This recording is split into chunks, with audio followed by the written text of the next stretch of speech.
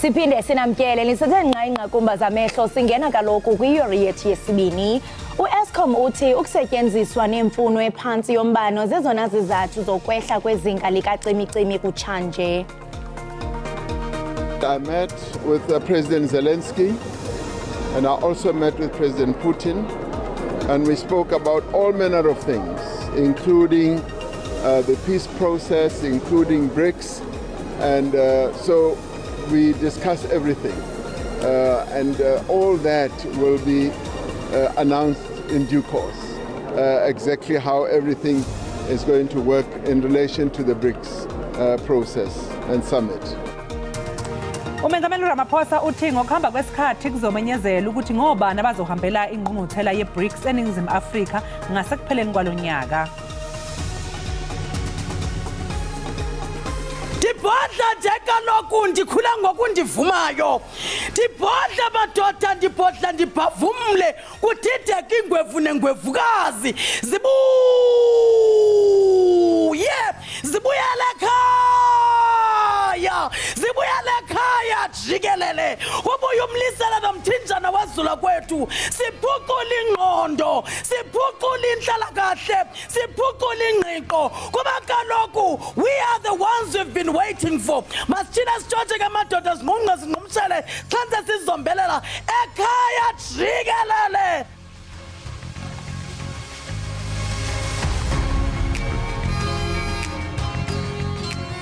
Usamabhizinisi waseVelcom eFreystata uMeleboheng Simela uhlose uqeda ngenkoleloze ngokusetshenziswa komthunzi weinkukhu iCannabis.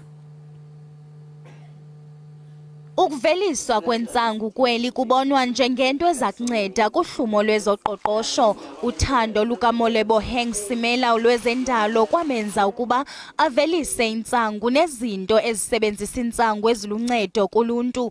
Uvelisa ioyile eyenziwa ngentsangu nezinto zokuthambisa ulusu nenwele, oko eyinxalenye yamaphulo okusetyenziswa kwentsangu naquka ezempilo.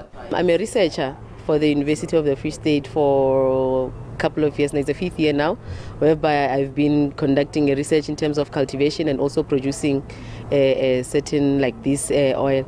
So I'm also in the incubation program with CSIR, whereby we are developing prototypes of my CBD oil so that it can be on the shelves. Uthi ukusetyenziswa ioil ezenziwe ngentsangu kuneziqhamo eziliqela nezingenaziphumo zimbi kwimpilo yoluntu. Abo bakhe bathenga kuye bathi wenza umsebenzi oncumisayo. To know that they are just made by a woman that has researched this, and one thing I like about her, she takes her time to meet professors, go to universities and meet people that are knowledgeable, that have accesses to labs. Lo somashishini uthi abo bafuna ukulandela ekhondweni lakhe bangaziqalela amashishini akumila kunje ngokuvelisa intsangu kwindawo abahlala kuzo. I'm saying people utilize your private use right, because now we have the right for private use, for using it in your private space. You're allowed, if there's 2 adults in the household, you're allowed to plant about 10 trees. Kungokunje ukwiphulo lokuba nefama yakhe ukuze akwazi ukwandisa imveliso yakhe athengise nangakumbi. Umongameli wase-Ukraine Volodymyr Zelensky uthi ubambe uthotho lweminxeba kunye namahlakani emva kokusilela ongaqhelekanga kwentloko yeqela yaseRussia iWagner iYevgeny Prigozhin. Amajoni aseRussia axhobe kakhulu arhoxile kwisixoko saseRussia esemazantsi eRostov ngomgqibelo phantsi kwesivumelwano esithi samisa uqhubeka phambili kwabo iMoscow, kodwa saphakamisa imibuzo malunga nokubamba kukamongameli uVladimir Putin kulawulo. Abahlalutyi bathi esi asiso siphelo sale ngxeba kaxaka.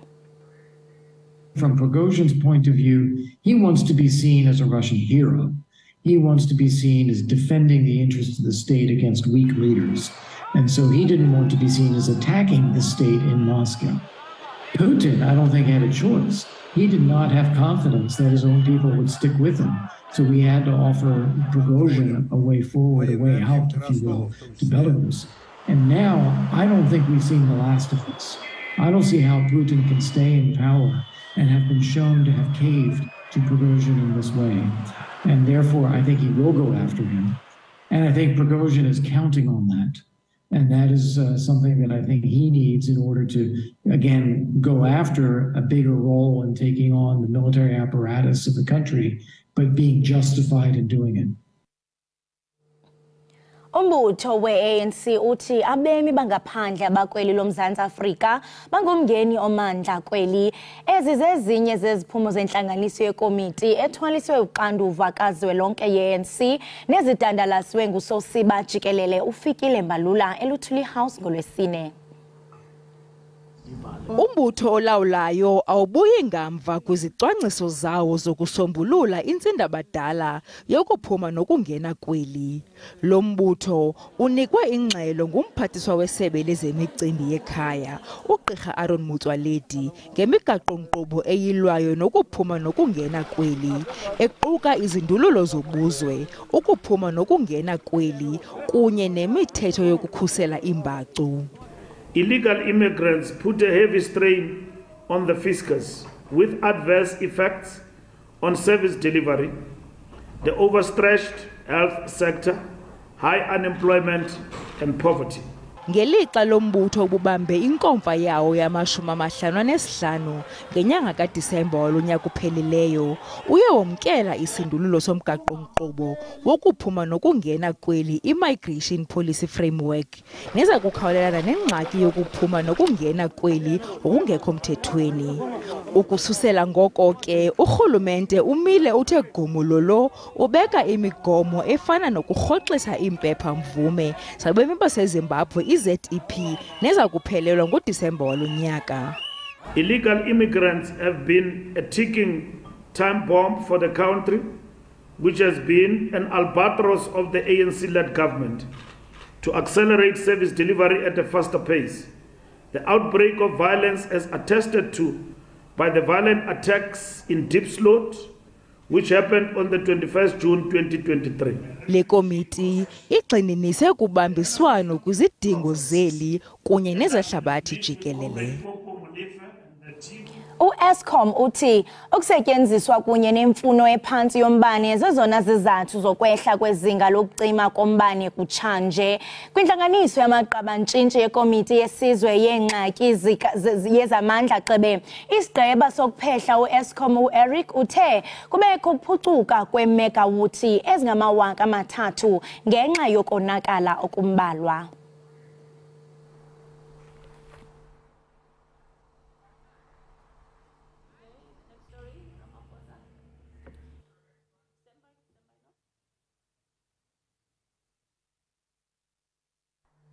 Sixolise mbukeli ngaleso sithombe esingenazwi. Umengameli Ramaphosa uthi ngokuhamba kwesikhathi kuzokwenziwa isimemezelo sokuthi ngobani abazohambela ingqungquthela ye-BRICS eningizimu Afrika ngasekupheleni kwalonyaka.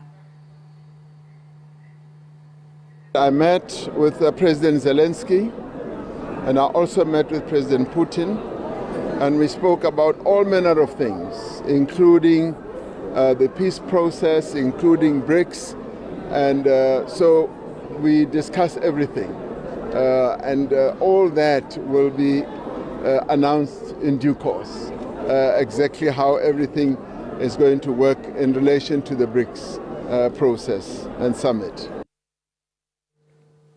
Iintatheli ezimbini zejelo le-SABC ziwongwe ngembasa kumsitho isivukile Journalism Awards ubuzinyaswe kule mpelaveki igqithileyo. Saba nodliwano-ndlebe nazo kumagumbi ethu osasazo ngale ntseni.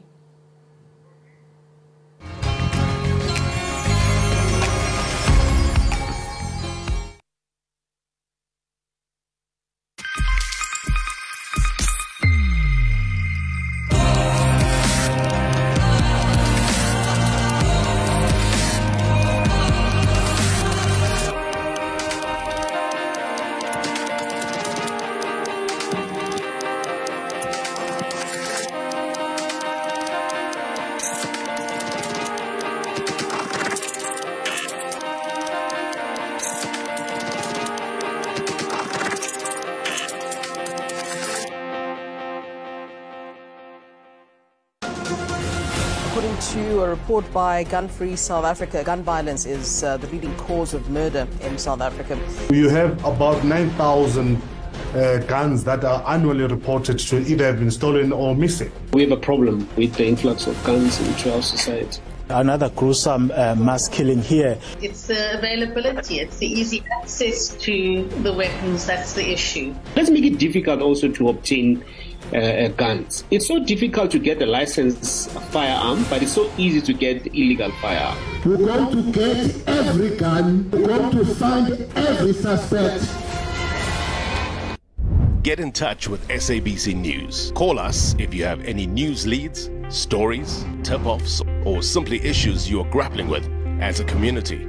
Call us on 011-714-6133. Alternatively, email us at news@sabc.co.za. SABC News, your voice, independent and impartial.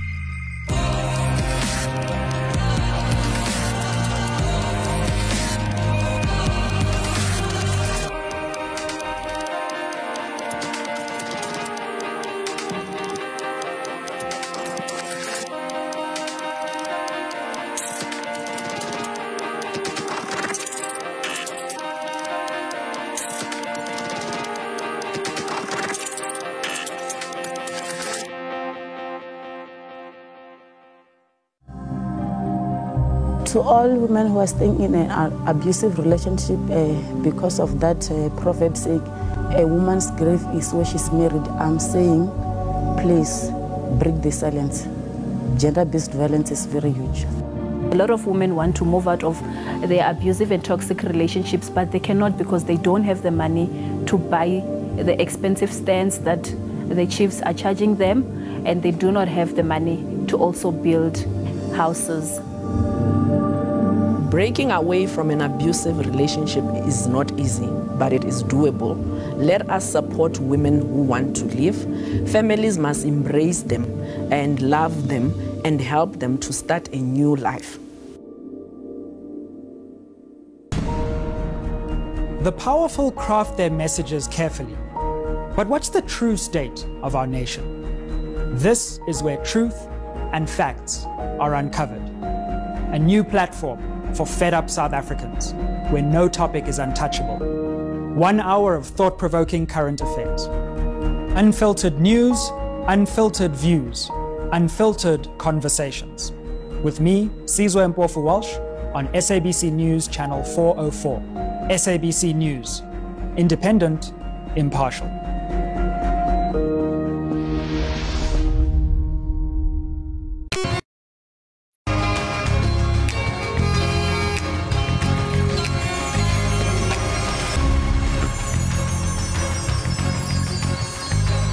Enkosi ngokuhlala nathi nisithe ngqa kumba zamehlo nibukele thina apha ekhaya jikelele. Kanti kwinqaku lethu eliphambili sithe uEskom uthi ukusetyenziswa nemfuno ephansi yombane zezona zizathu ezokwehla kwezinga likacimicimi kutshanje.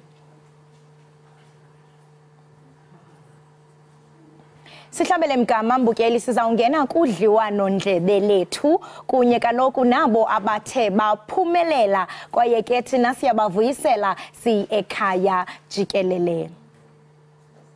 Impela kholosa sibonge kule mpela sonto esiphuma kuyo ke bekusingethwe umncintiswano wendondo emkhakheni ke wezobuntatheli obizwa ngeStandard Bank sivukile Journalism Awards. Umsebenzi kobuntatheli awakhelwe ukuqhudelana nokuncintisana, kepha ke mbukela inhloso ngqangi ukuvula inkundla ukuthi nomuntu ongebani emphakathini athole ithuba lokuzwakalisa ilaka lakhe. iSABC ke njengomsakazi lomphakathi ayizange ibuye ilambatha ke kulomncintiswano. Intatheli zohlelo lwendaba zomphakathi iCutting Edge osakazelwa lona kuSABC 1 zikhombisile ukuthi ke naphezulu kokujivazwa nezingqinamba ezikhungethe umkhakha wezobuntatheli ikakhulukazi ke umsakazi umsakazelo umphakathi isalokho nje lokoze njalo inhlansi yethemba ngekusasa lobuntatheli noxoxa ke indaba ezithinta ngqo nabantu uNomvuyo Ntanjana uhlabane ngendondo ye lifestyle journalism kwase kuthi ke uCleopatra Jones wakhala wemuka ngendondo ye indigenous language reporting in community media. Sibonga kakhulu ngokuthi banathi namhlanje kuseni sinibingelele ladies and welcome to Ekhaya Jikelele. Thank you so much.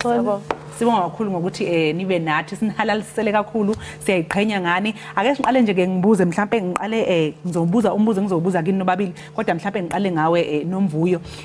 Sesibonile ukuthi ena ikhatha eziningi nje imkhakha eminingi ijwayele ukuthi ibe nabantu abasilisa kuyibona abaqhakambiswa kakhulu entweni. Ucabanga ukuthi ngabe mhlawumbe nabantu besifazane ubona ukuthi selingakanani ibanga selihanjiwe ekutheni nabantu besifazane bameleleke la ikakhulukazi kwi-media nasebuntathelini? Enkosi Noxolo, enkosi ngokuba for having us up. Ndingathi ewe kudala le field yayi nabantu besilisa nje busitsho kakhulu ababoniswa abacelebratewayo, but izinto ziyatshintsha kancinci. Ewe abafazi bakhona abaninzi ngokule field, but ngokwami ndingathanda ubona ba banikwe more space uba baqhakaze baflourish. Yes, wena Cleo uthini wakumbona? Intenhle ukubona ukuthi a lot of females are being hired in this industry. That is amazing to see. And ukuthi vele manje we are being celebrated as women. Most of the time we are getting ndaweni, it's only males that are being represented. So now it's wonderful to see ukuthi women are also embraced and nabo bayaphumelela just the same as men. Hayi cha impela nisibonakaliso na example yokutshengisa uChana abantu besifazane nabo bayaphumelela. Wekli thina SABC kanje sinejoga umthwalo ukuthi kufuneke sisakazele umphakathi at large including nabantu abasemakhaya endaweni ezemakhaya. Wena njenge-journalist mhlawumbe ungathi iziphi ingqinamba oyubhekane nazo mangabe mhlawumbe kumele ukuthi ufinyelele endaweni ezemakhaya? Inkinga yasemakhaya ukuthi abantu bafuna ukuthi bakuthembe kuqala yabo, because thina siphuma ngapha eJoburg. So when you go ngale futhi nakhona sometimes the language for me because isiZulu sami asikho kahle kahle, so it becomes a bit of a challenge for me, but I always have someone with me owaziyo i-community, owaziyo abantu bakhona. Mhlambe you need to mhlambe uqale enduneni kuqala, so you have that someone with you ukuthi ahamba ayokhuluma nenduna kuqala before you can start doing the interviews. But I've never really had challenges kangako because people are always receptive, they're always welcoming, but you always need to have someone now who knows the community and the surroundings. Okay, we Cleo, since usakhuluma ngendawo ngiyakubona ukuthi uyazi, yabona uma ngabe uthi umZulu kodwa uyazazi induna. Hayi kusho ukuthi uyazi sisi uzongena kuzo zonke indawo. Njengamanje ke ngifuna ukuthi ke sicaphune nje kancane odabeni lolonqobe ngalomncintiswano sibone umsebenzi wakho obwenzile. Ake sibhekeni.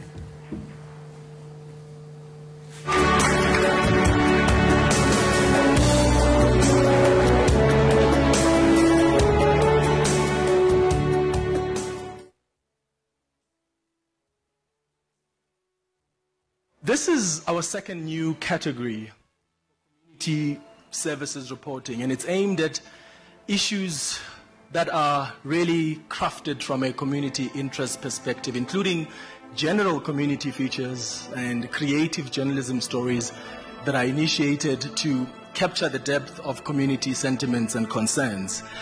The nominees who can receive this award for the first time ever are: our first ever community service reporting statue goes to Nomvuyo Ntanjana.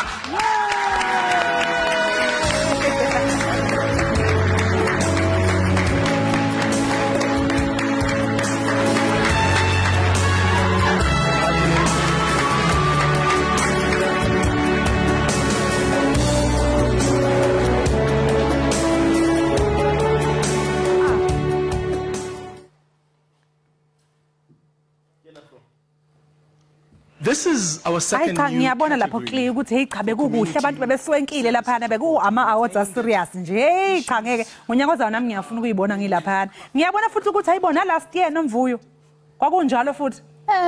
Waphinde waqoqa futhi na last year. Hayi mose uyaqoqa wena ke yawo. Akusixoxele kabanzi ke actually ngizoqala ngoNomvuyo and then soza ku Cleo ukusixoxele kabanzi ngalomsebenzi lo onqobile ukuthi ubumayelana nani documentary yenzile and all of that.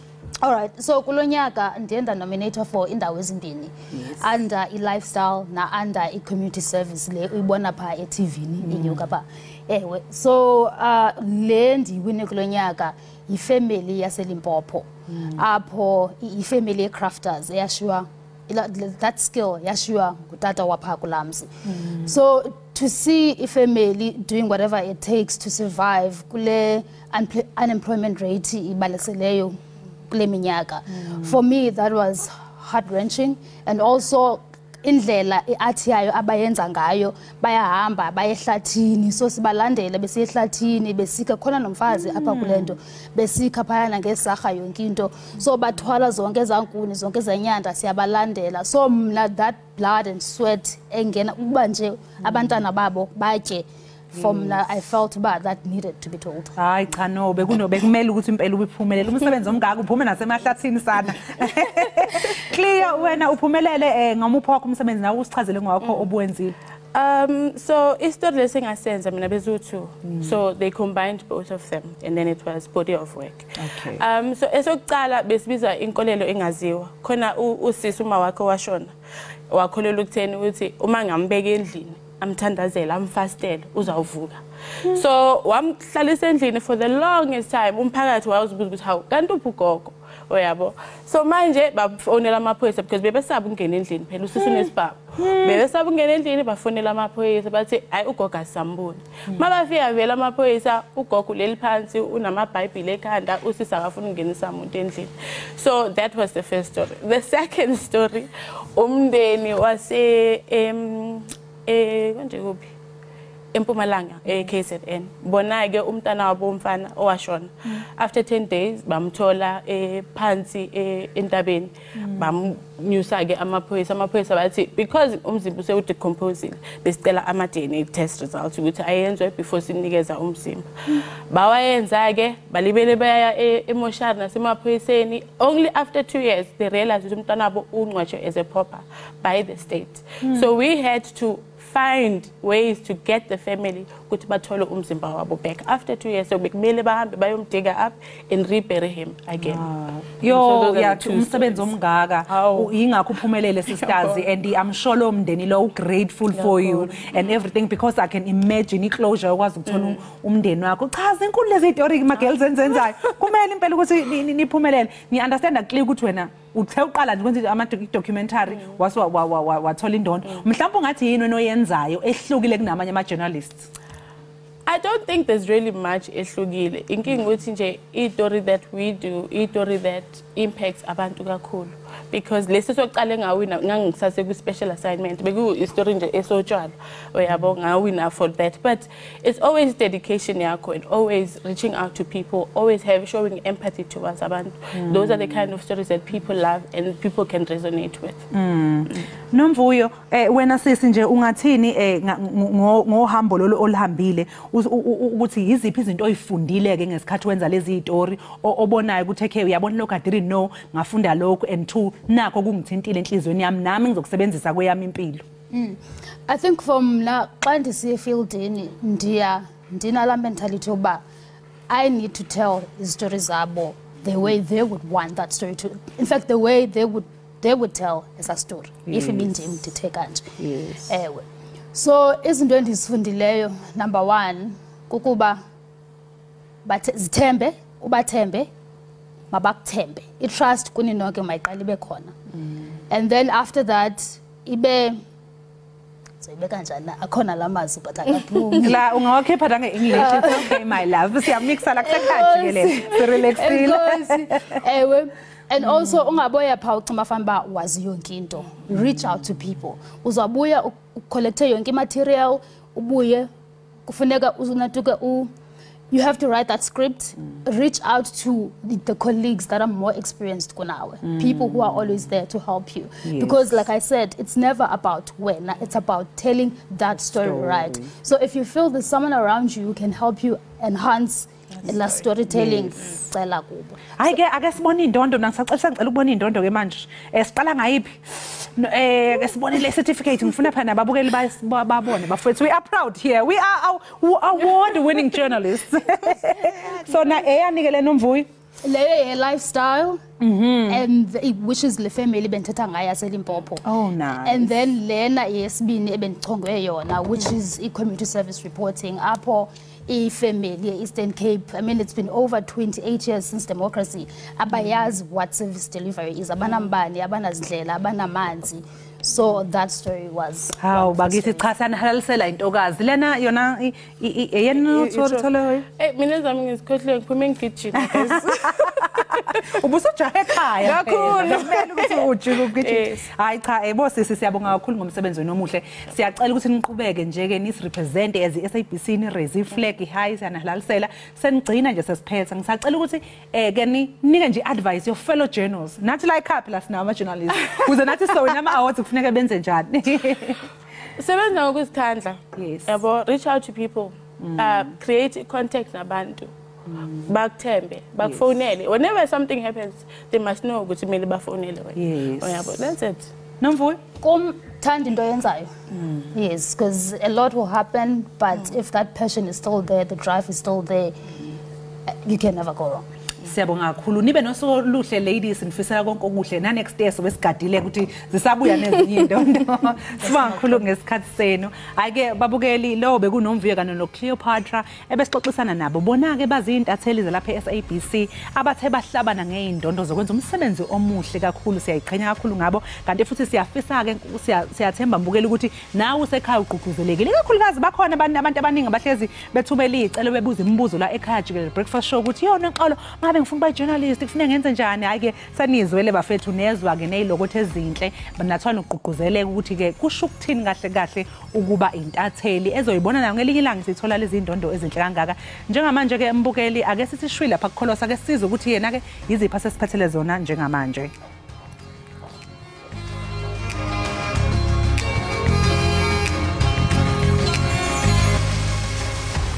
Enkosi nokuhlala nathi nisasibukele kaloku apha ekhaya Jikelele kwinkqubo ndaba yakho uDTT. Uaphile Mbanza uwongwe ngentshinga kaMistin eThekwini bekushiyeno mama Kondla kutshanje elinenekazi elineminyaka 16 lathabatha intshinga. Sinayike namhlanje uaphile. Masikubulise aphile sikwamkele enkqubeni iEkhaya Jikelele. Sanibona ngathi ngajabula ukuba nani namuhla. Sijabula thini ukuba nawe ntombi kwaye masithi halala ngomsebenzi owenzile. Uziva njani? Ubani uzitsweba ubani uthi hayibondi mlonyani? Ngizizwa ngijabulile kokuqala ngingakhola nami ukuthi yimi lona ungisithini weDurban. Ngaphambi kokuba singene kolukhuphiswano osandula uba uliphumelele, khawusinabele ngohambo lwakho lokuba ungene i-beauty pageants. Waqala nini? Ngaqala ukungenela ama-beauty pageant ngineminyaka ewu-6 ngisangenela ama-competition ey'ngane ey'ncane ngahamba ngesikhathi ngathukiya kancane ngase ngabuyela last year ngaphansi kwama-agents awu-2 i-FCB kanye ne-Chelik. Wow, and siyakubona apha nalapha emifanekisweni into okubana jonga uthi chuncembe i-step uyasenza hayi indaba okudlala. Ungathi mhlawumbe yeyiphi imicelimngeni okanye i-challenges othe wajongana nazo kuyo le beauty pageant because siyazi into okubana aniphaya eqongeni niba ngamantombazana amaninzi senditsho uyenza njani wena into okubana i-confidence yakho ihlale i-top notch? Mina indlela engenza ngayo ukuthi ngikholela kimi yenza into ethanda yimi ngesikhathi esifuna yimi angilibeli ngibukela abanye because angikho influenced by peer pressure. I-peer pressure. Khawusichubele ke ngolukhuphiswano osandula ukuliphumelela. Beliyintoni kwaye uqaqambe njani into yokubana ube nguMistin?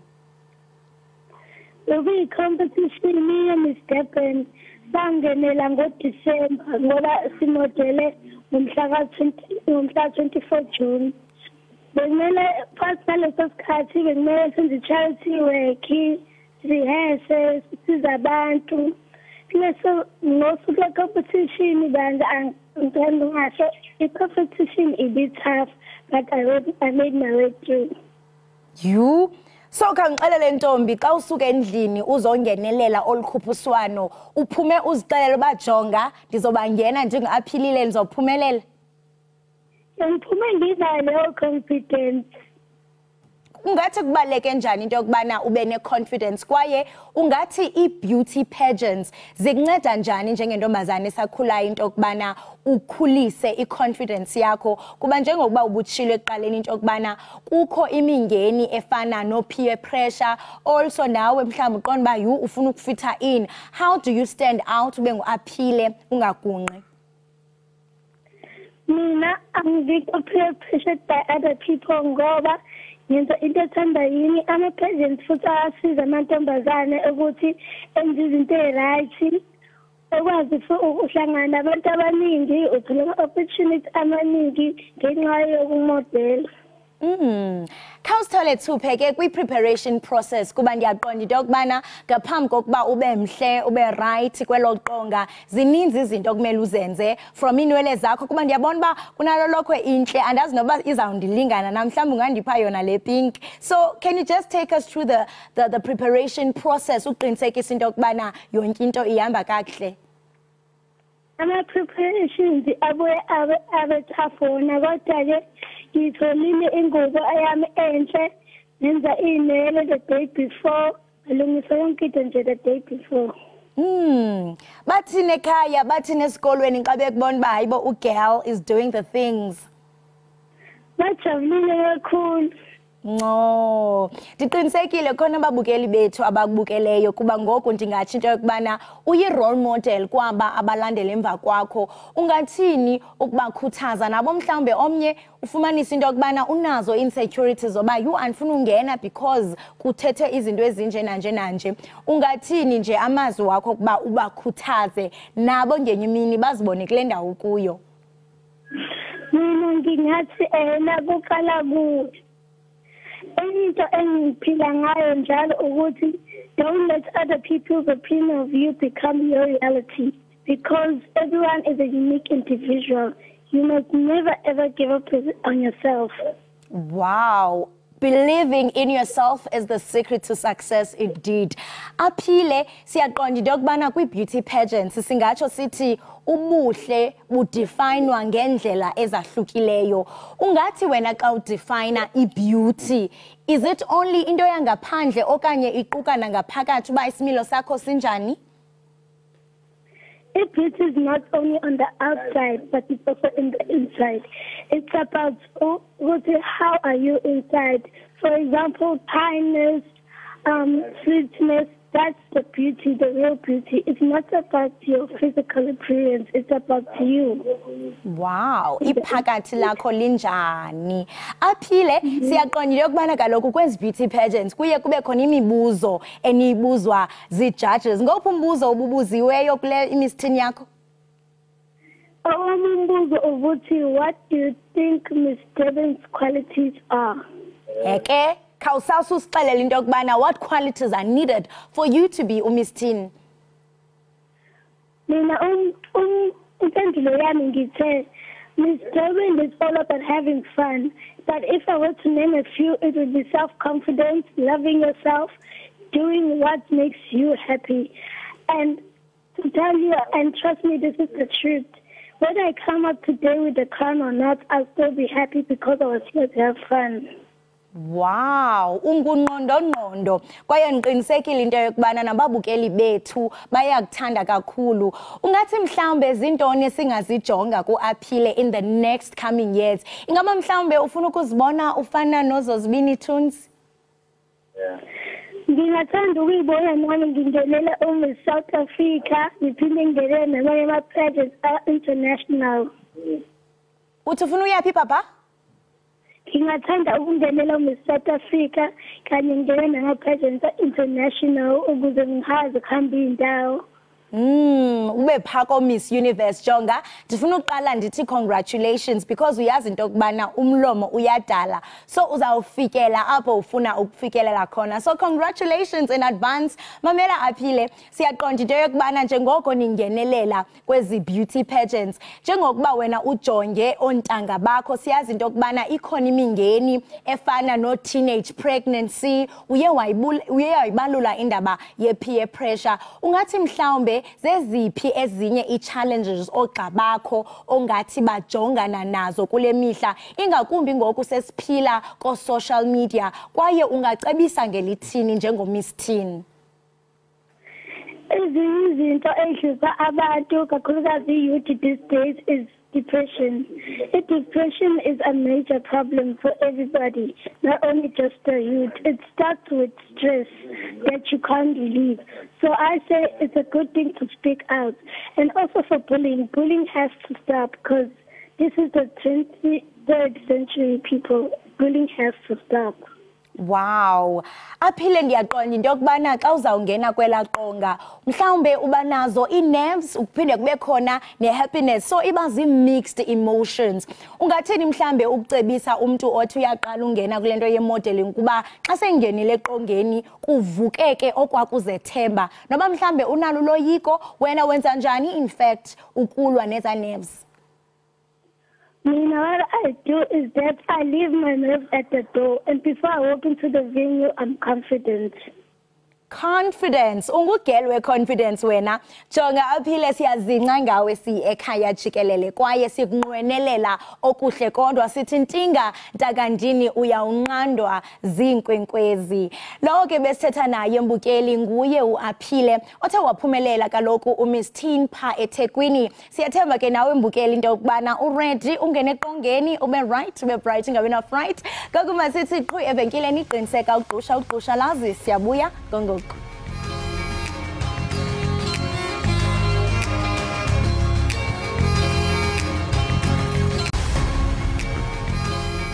Enkosi ngokuhlala nathi nithe nqenqa kumbaza amehlo nibukele thina apha Ekhaya Jikelele.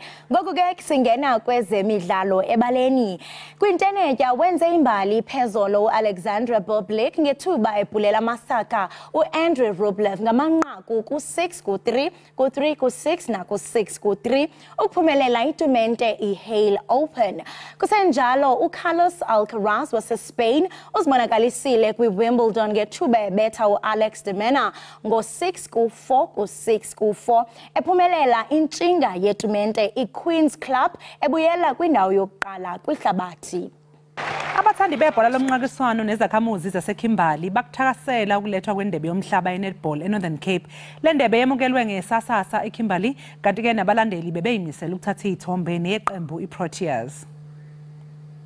Yamukelwe ngezishushu indebe yehlabathi eKimberley khange bakwazi ukuzibamba imincili abalandeli. We're very excited and we're very happy that it's here, and we personally feel that SA is going to win the cup. Abasakhasa kulo mdlalo bathi bafumana inkuthazo ethi ngenye imini baza kudlalela iqela lesizwe. I feel so excited and I feel so overwhelmed because it is the first time seeing the netball trophy coming to Kimberley. Kulindeleke le ndebe ityelele zontlanu izithili zomntla koloni phambi konkutingela eMpuma Koloni. There are netball players here that needs to be inspired, that needs to see that they are also considered as netball players. They don't just affiliate for nothing. They are part of the trophy tour and they are part of celebrating the World Cup that is coming for the first time in 60 years in South Africa. Abathandi nabalandeli balinqwenelele impumelelo iqela kwindebe yehlabathi. Icheetahs zintshatsheli zeCurrie Cup ka-2023 zibhukuzela ethulini iPumas ngo-25 ku-17 kwibala laseFreystata eBloemfontein kule mpelaveki igqithileyo. Akwehlanga kahle kuBrad Binder waseningizimu Afrika ngemva kokuhlawuliswa emlenzeni okugcina ngenxa yokweqa umkhawulo womzila okusubathwa kuwona wabeke sehlulwa kanjalo kuDutch Motor GP eNetherlands izolo ntambama.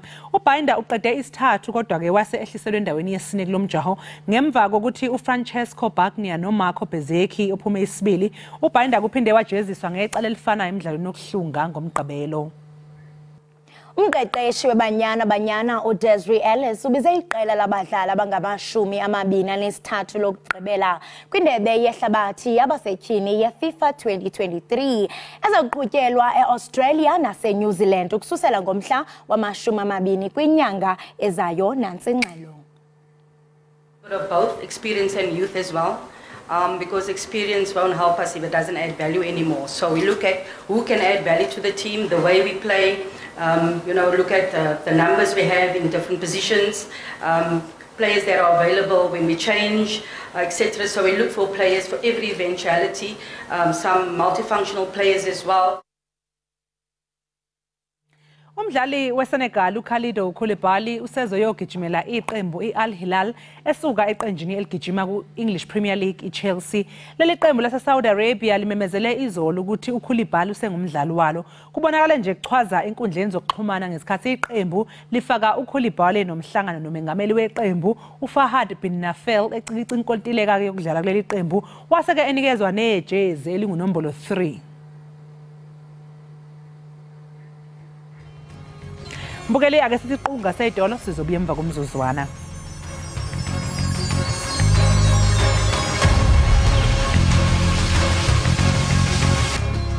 Siphinde sikwamukele mbukeli Ekhaya Jikelele. Uvuyiso Tyalisa uqokwe njengosihlalo we-ANC esifundazweni iWestern Cape engqungqutheleni ebibanjelwe eKapa. Umnumzana Tyalisa ufumene ivoti ezingama-311 311 kwesi sikhundla bequbisana noCameron Dugmore ufumene ivoti ezingama-282. uSharon Davids ngusekela sihlalo omtsha logama uNeville Delport enyulwe njengososiba omtsha wephondo.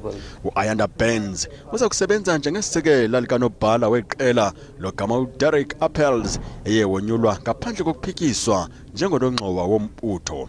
Lenkomfa ebekukudala ilindelwe ibikhe libaziseka amatyeli ngenxa yengxaki zangaphakathi kumasebe ombutho kwiphondo. Mongameli we-ANC umnumzana Cyril Ramaphosa ulindleke enze amazwi okuvala lenkomfa namhlanje. Iintsapho ezithatyathela imiphefumlo yazo kwi-Craddock 4 ziceba ukudliwana undlebe norhulumente ngamanyathelo acothayo ekutshutshiseni abo babandakanyekayo ekubulalweni kukaMatthew Goniwe, uFourth Calata kunye noSicelo Mhlawuli noSpero Mkhonto ngonyaka ka-1985. Ukubulawa kwalamatshantliziyo ngonyaka ka-1985 kwavuselela umsindo kumzontsundu kweli. Lamaqala omzabalazo axhwilwa ngamapolisa engcinezelo ngobusuku be-27 kaJuni ngo-1985 ngethuba besuka eBhayi besiya ngaseKaladokhwe. Isithuthi ababehamba ngaso safunyanwa sitshisiwe njengoko babulawa ngokungenalusini. Sijanile sibuhlungu kakhulu kuba lo mcimbi ubaluleke kakhulu ukuthi kwaye siyanqwenela ukwazi kanye ukuthi isimo sawo sithini ngoku. Umbutho wethu besikhathalele besiuthanda usiyekele kuyo yonke lento. Iminyaka ihambile. Siyagula siphethe ziswekile zi-high blood zi-stress.